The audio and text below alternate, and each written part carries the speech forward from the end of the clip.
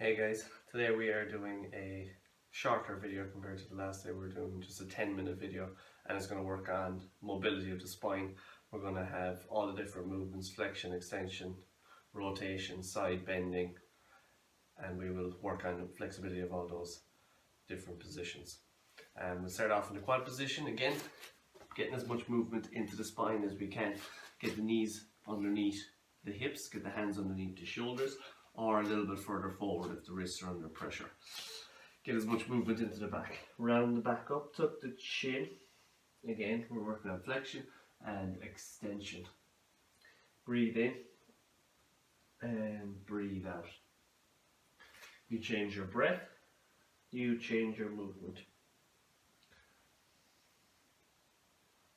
So again, today is just around 10 minutes. So rather than doing a full class every day, this can be your 10-minute movement for the days in between that you do the class.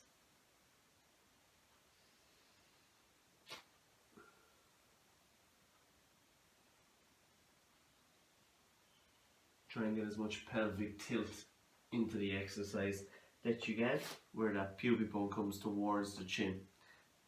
Those abdominals contracted.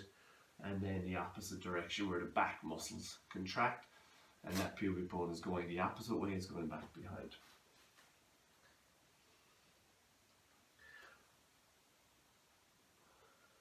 One more repetition each way. So flexion extension is what we're starting with. We bring it back into neutral. We take our right hand off and we go into rotation. Slide the hand in underneath and open up. Again, try and keep the body in position so you're not swaying left with your left shoulder or right. Same with the hips. Don't let the hips move from side to side. The hips, both hip joints, stay above the knees, both hands underneath the shoulders until you take it off, and then you're moving. Nothing else is moving, only that one arm, that right arm, up to the ceiling and stretch it under. Keep the supporting arm nice and straight. The time that the hips will change position is when you go up to the ceiling. As the arm goes up, there's a chance that those hips will go to the right. Keep them back in, keep that center nice and strong. And stretching it through, trying to get as much turn into the upper body. You'll get more movement if you do sway the hips, but we're trying to work on keeping the hips, two hips, and that shoulder in position, and then just moving that upper corner of the body, that one shoulder that's off. Once more each way. So a little bit of work for your supporting shoulder and bring it back down. Changing. Left arm moves, stretch it through and open up. Take note of any differences between the two. Have you got more mobility to one side compared to the other? But make sure again the hips are staying, that they're not swaying right and left, deviating either side of the knees. They stay in position all the time, and that's important. And keep it controlled, don't force it. Same goes with that shoulder. When you stretch it through, let's not let the shoulder sway to the side. Keep it above, so we keep the center of the body in position. Once more. Again, breathing as you go. Change sides again. Left leg outstretched, toes are on the ground, right arm off. Now we have a little bit more movement, a little bit more flexibility. Because that hip is out of the way, the knee is off the mat.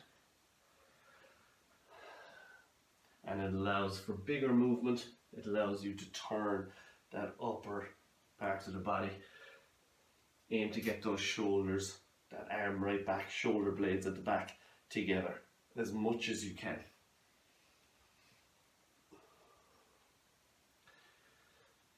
So again, working on rotation in that upper part of the spine. Once more. And changing legs. Right leg goes back, left arm is off. So again, make sure it's opposite, otherwise the balance will be off. And turn.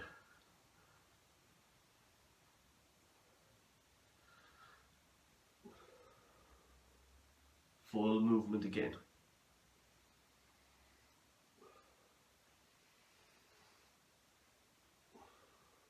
And think of the head moving as well, so turn, even look up towards the ceiling on both sides, so you get that neck rotating without it dropping really low. Try and keep it up rather in position, same as it starts in, and then turning as much as you can.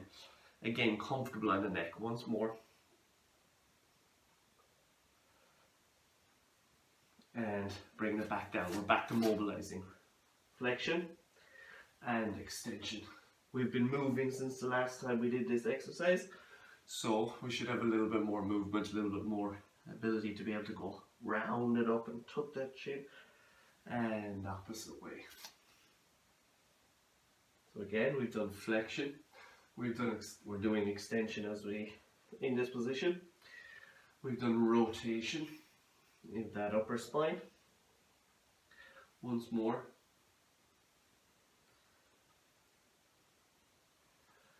And now let's go into side bending. So bring yourself into your mermaid position, resting the sole of your foot into your inner thigh, hand to the side, and we're going to both sides. Make sure knees are comfortable. If you need a cushion to rise your hips up off the ground, do, if there's any knee issues or anything along those lines. If the back is under too much pressure, if the hips are tight, then use a cushion, use a block, whatever you need to move. Get the lift, lengthen both ways. So again, we're going with side bending now. Feel the stretch down along both sides. We're getting those muscles moving, but we're getting them stretching through movement. So again, that hip position can catch people sometimes. So it's a brilliant exercise to lengthen the sides of the back. You don't need to go big distance off to the other side. You need to stay tall and lift the arm. Get a slight bend in that elbow. So when that hand comes down, bend the elbow slightly and lift. Breathe in as you go one way, breathe out as you go the opposite.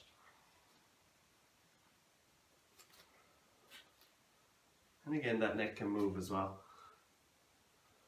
Once more to each side, and we just switch the legs around. So both feet now go to the opposite side and knees switch. And again, you rest your foot on the inner thigh, back into your mermaid position. To your side might be a little bit of a difference in the hips, a little bit of difference in the tightness. Hand on the ground and lengthen.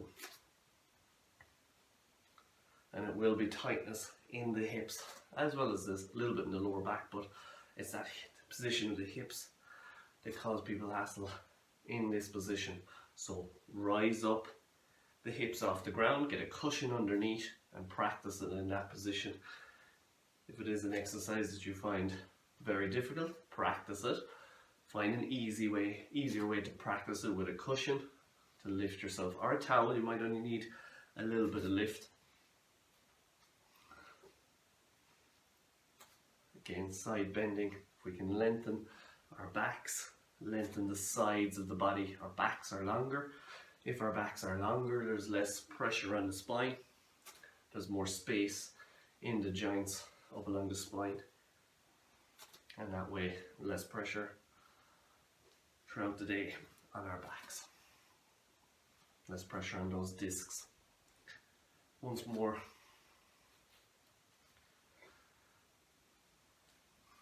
And from there, we're coming down into extension again, but this time using the hands. We're on the mat, use the hands to lift ourselves up, controlling it back down. So again, we're working on extension of the spine, working with as much movement into the spine that you can, lifting the shoulders up high above the hips, but as always with this position, if the back is under any pressure, if you're up that high, it's too high and it doesn't feel right in the lower back, drop it a little bit. Only work up to the point that it's comfortable on that lower back especially. Same goes with the neck. If the neck is under strain, the more movement you get in the neck, sometimes it can cause hassle. So Don't move the neck as much. Lifting the chin can often cause hassle. Keep the chin a little bit more tucked in if you have to. Find a comfortable position. Find a way to work where you don't put that neck under strain or the lower back. Breathe out as you lift. Breathe in as you come back down. We spend too much time, as always, in flexion, so we need to extend in this position more often. If we work in flexion a lot, if we work in seated or computers, then we need to open up our spine in this position an awful lot more. Once more. So again, extending the spine. And pushing ourselves back. Give the back a little bit of a stretch after that exercise. Sit right back, push the hands into the ground to open up that chest. So we've done our flexion, our extension, our side bending, our rotation. And we're going to go with a little bit more rotation. We're spinning around onto our backs. Roll safely down. And again, rotating. So straighten one leg, knee, drop it across. Keep your shoulder close to the ground. Push the knee gently towards the mat. And we keep moving. We change. You get a quick stretch without forcing it. Remember, we are twisting our spines. So twist comfortably. Twist controlled. You don't want both legs going to the side. That's a position that often causes strain in the lower back, puts too much weight. The legs can be quite heavy, so we want one leg on the ground, that weight is on the ground, and then the other leg gently comes across, and it gently feel that back coming off the mat.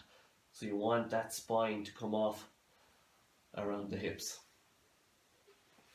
So once more, we're rotating that spine.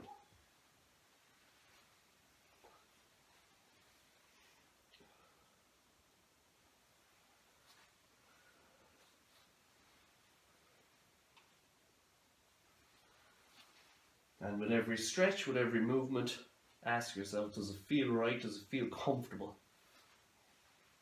If not, ease it up.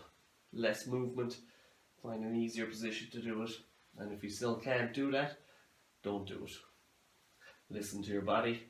If your body's telling you it's in pain, if you're feeling pain, it's telling you that for a reason. That means stop doing what you're doing and modify. Once more each side. Again, keeping that shoulder close to the ground. Shoulder staying as close as you can in position. Last one. And back down. Last one. Bring the arms back behind. Arch your back. So again, you're trying to get that space into the lower back and flattening it. Lengthen and flatten. Lengthen and flatten.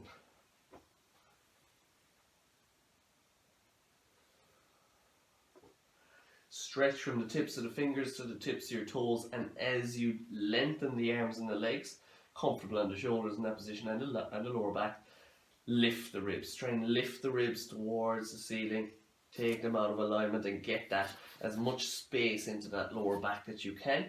Again, comfortably, controlled. 2 more repetitions and we're going to hold it on the last one. So let's hold, stretch and lengthen as long as you can. So if the shoulders are uncomfortable in that position, especially maybe one over the other, if there's any impingement, find an easier position, even just drawn. Bring them down a little bit more. You can still keep the arms or the back in position, keep the ribs lifted. But if those arms will go back, lengthen, stretch the legs away. We're trying to bring the ribs away from the hips, lengthening that abdominal area.